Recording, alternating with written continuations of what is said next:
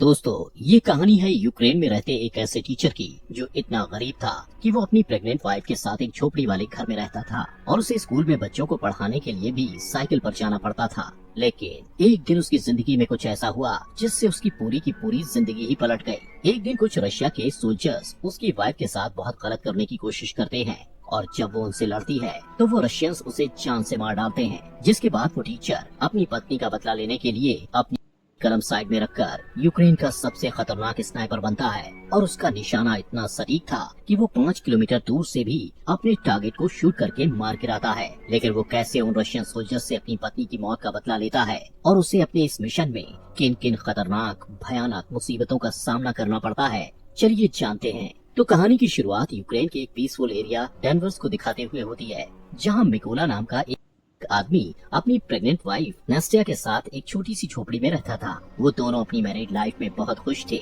नास्टिया एक drawing artist थी। उसे ड्राइंग बनाना और लकड़ी पर नक्काशी करना बहुत पसंद था। एक दिन वो मिकोला की सुरक्षा के लिए लकड़ी का एक एंजल बनाकर मिकोला के बाजू में बांध देती है। मिकोला उनके घर के पास ही एक स्कूल में मैथ पढ़ाता था। वो रोज अपनी साइकिल से बच्चों को पढ़ाने स्कूल जाया करता था।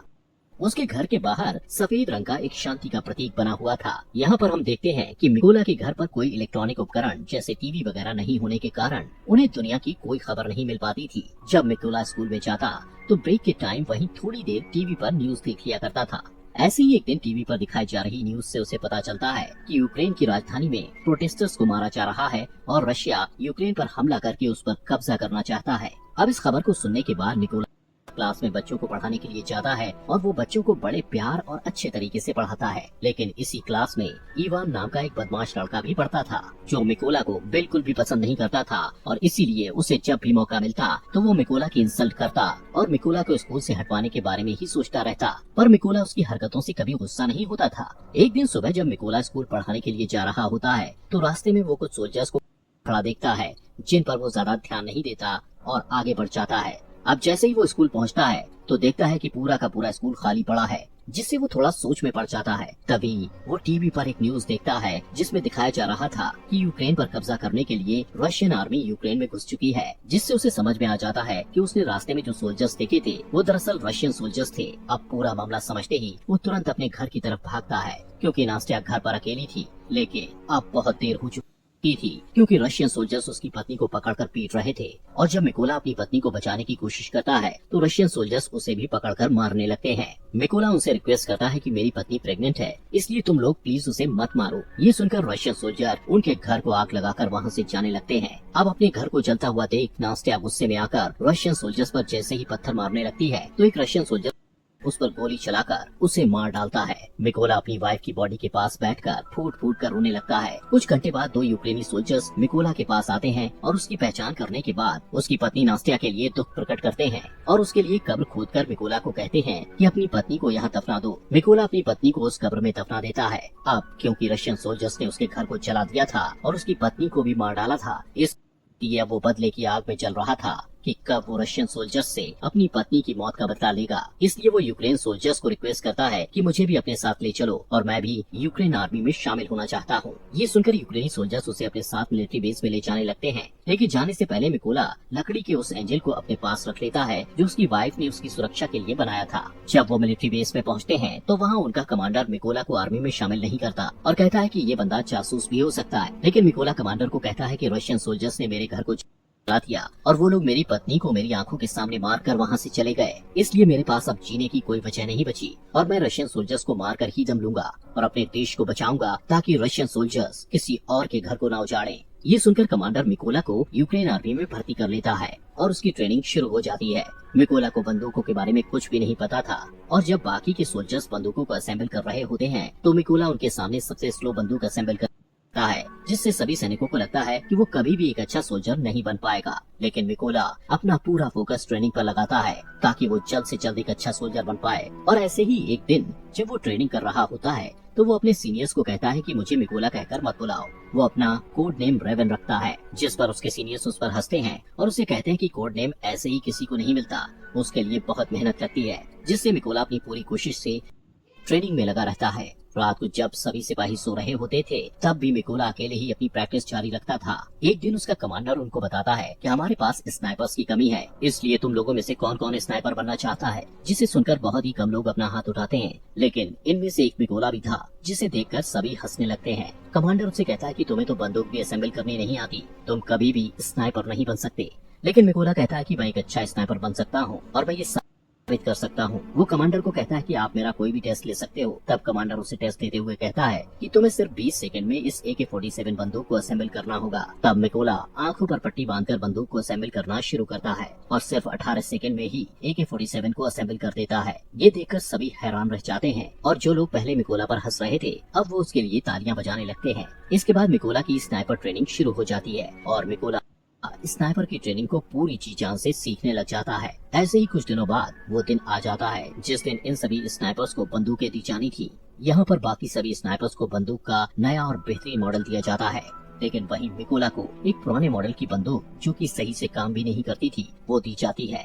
अपने साथ ऐसा भेदभाव देखते हुए मिकोला अपने सीनियर से कहता है कि सर मुझे भी नए मॉडल की बंदूक दीजिए, जिस पर उसका सीनियर उसे गुस्से से कहता है कि पहले तुम्हें प्रूव करना होगा कि तुम एक अच्छे स्नाइपर हो, उसके बाद तुम्हें नए मॉडल की बंदूक मिल जाएगी। जिसके लिए मिकोला तैयार हो जाता है। अब इन सभी स्नाइपर्स की लास्ट ट्रेनिंग शुरू होती है, जिसमें उन्हें सबसे पहले सीनियर सभी स्नाइपर्स को बताता है कि जब तुम लोग अपने दुश्मन पर छुपकर निशाना साध रहे होगे तब तुम लोगों को चाहे जो भी परिस्थिति आ जाए बिल्कुल भी हिलना नहीं है और सिर्फ अपने टारगेट पर फोकस करके उसे शूट करना है। इसके बाद सीनियर एक एक करके सभी स्नाइपर्स के पास शूट करने लगता है और जो भी सोल्जर गोली लगने के डर से जरा सा भी हिलता है तो उसे ट्रेनिंग से बाहर कर दिया जाता है। ऐसे ही जब मिकोला के पास सीनियर गोली चलाता है तो वो अपनी जगह पर ही निडरता से लेटा रहता है। यहाँ पर मिकोला अपने टारगेट पर उसी पुरानी बंदूक से निशाना लगाने की कोशिश करता है, लेकिन तभी इनका सीनियर उसे कहता है कि तुम्हें सिर्फ एक ही बार अपना टारगेट देखने को मिलेगा।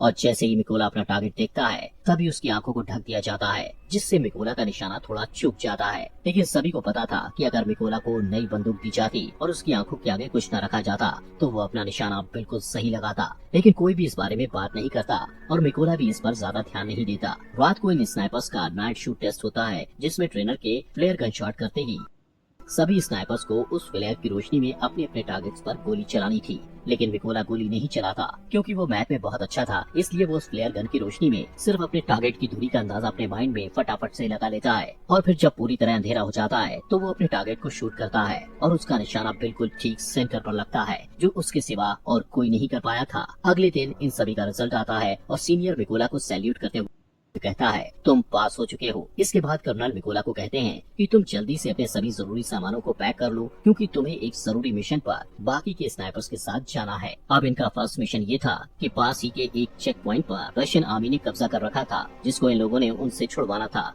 इसलिए मिकोला अपने साथी स्नाइपर्स के साथ उस एरिया में घुस जाता है और सभी अपनी गन पोजीशन ले लेते हैं। यहाँ पर इन सबको एक एक टारगेट दिया जाता है। जैसे ही ये लोग रशियन आर्मी पर शूट करने वाले होते हैं तो ये देखते हैं कि एक गाड़ी चेक पॉइंट की तरफ जा रही ही होती है, जिससे कर्नल सबको शूट न करने के लिए बोलते हैं। वहीं रशियन आर्मी उस गाड़ी को रोक लेते हैं जिसमें एक कपल कहीं पर जा रहा था। रशियन आर्मी उन्हें गाड़ी से बाहर निकालकर उनका पासपोर्ट लेकर अपने पास रख लेते हैं और उन्हें काफी बुरी तरह से टॉर्चर करने लगते हैं, जिसे देखकर जैसे ही कर्नल स्नाइपर को शूट करने के लिए कहता है तो एक ही झटके में सभी स्नाइपर्स अपने अपने टारगेट को शूट करके निपटा देते हैं। अब इन स्नाइपर्स का पहला मिशन सक्सेसफुल हो गया था, इसलिए ये सभी खुशी खुशी वापस बेस में आते हैं। तब मिकोला वहाँ देखता है कि उसके बाकी के साथी बेस में नहीं है और जब वो इसके बारे में पूछता है तो उसे पता चलता है कि वो एक दूसरे मिशन पर गए हुए हैं। यहाँ पर मिकोला को ये भी पता लगता है कि उस मिशन पर उसके कई साथी मारे गए हैं और उन सबको एक ही स्नाइपर जिसका नाम सेरी है उसने मारा है, जो रशियन आर्मी का सबसे बेहतरीन स्नाइपर है। कुछ दिनों बाद का नेक्स्ट मिशन शुरू हो जाता है, जिसके लिए सभी स्नाइपर्स उस जगह पर पहुंच जाते हैं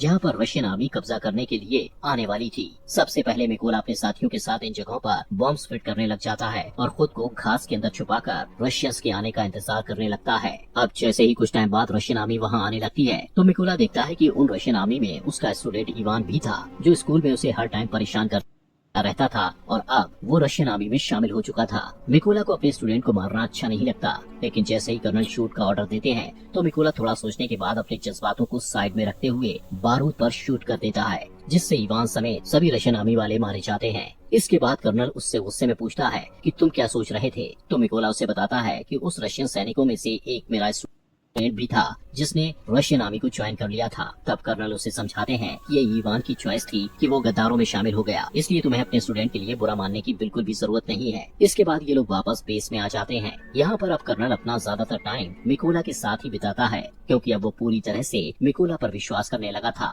कर्नल मिकोला को बताता है कि मेरी 2 बेटियां हैं और उनको नहीं पता कि मैं आर्मी में कर्नल की जॉब करता हूँ। उनको मैं ये कहकर आया हूँ कि मैं एक काफी बड़ा बिजनेस करता हूँ, और मेरी वाइफ भी मेरी बेटियों को नहीं बताती कि मैं कर्नल की पोस्ट पर हूँ। ये सुनकर मिकोला भी कर्नल को अपनी पत्नी की आखिरी निशानी दिखाता हुआ काफी ज्यादा इमोशनल हो जाता है। दोस्तों, आगे बढ़ने से पहले आप सभी का दिल से शुक्रिया आपके अपने फॉक्स एक्सप्लेनर हिंदी चैनल को सब्सक्राइब करने के लिए। अब इसके बाद अगले दिन ये लोग फिर से अपने अगले मिशन पर निकल पड़ते हैं, और ये लड़ाई काफी बड़ी थी, इसलिए सभी स्नाइपर्स छुपने के लिए खाई खोदते हैं और अपनी अपनी पोजीशन ले लेते हैं। यहाँ पर ये लोग इसलिए आए थे क्योंकि इन्हें कहीं से पता चल गया था कि रशिया के कुछ सिपाही इधर कब्जा करने के लिए आ रहे हैं। इस मिशन में कर्नल मिकोला के साथ ही थे। तभी कुछ टाइम बाद मिकोला यहाँ पर नोटिस करता है कि उन रशियन सोल्जर्स के साथ वो सोल्जर भी आया था जिसने उसकी पत्नी को गोली मारी थी। वो सोल्जर बिल्कुल ही मिकोला के निशाने पर था। ये देखकर मिकोला कर्नल से पूछता है, क्या मैं उस पर शूट कर सकता हूँ? जिस पर कर्नल कहता है कि अभी नहीं। मिकोला फिर से देखता है कि वो रशियन बिल्कुल उसके निशाने पर है और शायद फिर उसे कभी ये मौका न मिले, इसलिए वो फिर से कर्नल से पूछता है, तो कर्नल उसे फिर से मना कर देता है। अब क्योंकि मिकोला का मिशन ही यही था कि वो अपनी पत्नी का बदला ले, इसीलिए वो खुद पर कंट्रोल नहीं रख पाता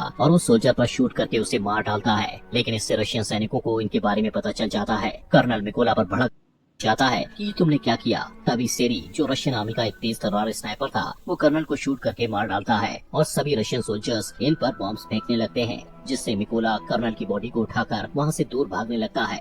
लेकिन कुछ देर बाद वो रशियंस की रेंज से बाहर चला जाता है। मिकोला वापस बेस में आता है, लेकिन वो बहुत उदास था क्योंकि उसकी गलती की वजह से कर्नल मारा गया था। मिकोला अब ये कसम खाता है कि वो सेरी को कहीं से भी ढूंढकर उसे मार देगा और कर्नल की मौत का बदला लेगा। इसीलिए वो अगले मिशन के लिए अकेला ही निकल पड़ता है। थोड़ी दूर जाने के बाद उसे कुछ रशियन स्नाइपर्स की लोकेशन पता चलती है, जिससे वो अपने टारगेट फिक्स करके एक रशियन स्नाइपर को शूट करके मार गिराता है। लेकिन तभी दूसरा रशियन स्नाइपर मिकोला पर शूट करता है, जिससे मिकोला के हाथ को गोली छू कर निकल जाती है और वो घायल हो जाता है। लेकिन फिर भी मिकोला उस स्नाइपर को शूट करके मार गिराता है। अब क्योंकि मिकोला जख्मी था, तो इसलिए वो एक सीक्रेट अड्डे पर जाकर अपने जख्म के ठीक होने का इंतजार करता है। तभी आर्मी हेड उसे कॉल करके कहता है कि हमारी आर्मी ने उस स्नाइपर का पता लगा लिया है जिसने कैप्टन को मारा था। हेड मिकोला को कहता है कि तुम जल्दी से बेस पर आ जाओ, जिससे मिकोला बेस में पहुंचता है। अब मिशन शुरू होने से पहले सभी सैनिकों को सारी जानकारी दी जाती है कि उस स्नाइपर की गोलियां बहुत दूर तक जाती हैं। उसने अब तक 5 सबसे कारगर यूक्रेनी स्नाइपर्स और 3 मशीन गनर्स को मार गिराया है और उस स्नाइपर का नाम है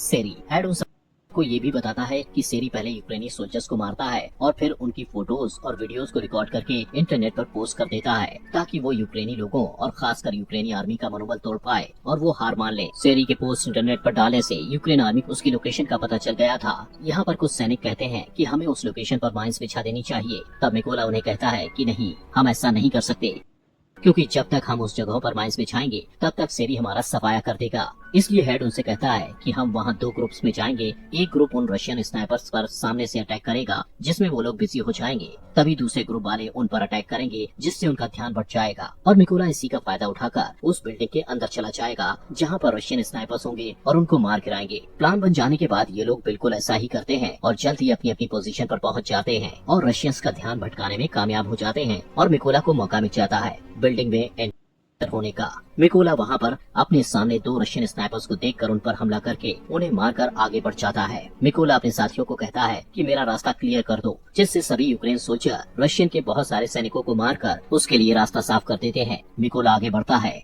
वहीं सेरी ये नोटिस करता है कि कोई भी सोल्जर उसे रिपोर्ट नहीं दे रहा, जिससे उसे थोड़ा शक होता है और वो चेक करने के लिए खुद ही छत पर जाने लगता है, क्योंकि छत पर भी एक रशियन स्नाइपर था जो अब मर चुका था। ये देखकर वो वापस अपनी पोजीशन पर वापस आ जाता है।